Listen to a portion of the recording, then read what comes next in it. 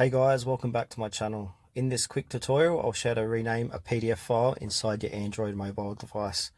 Please make sure to watch this video to the very end so don't miss out on important information and make any mistakes. In saying that, let's dive in. Alright guys, go ahead and find that PDF file that you want to change the name of. So for this demonstration, I'm just going to search for PDF. And then where it says checklist, I'm going to click and hold that to rename that. Then you want to click on more. And then you want to rename this file. So I'm going to call this application checklist. And then click on rename. And now that has renamed that file to where is it?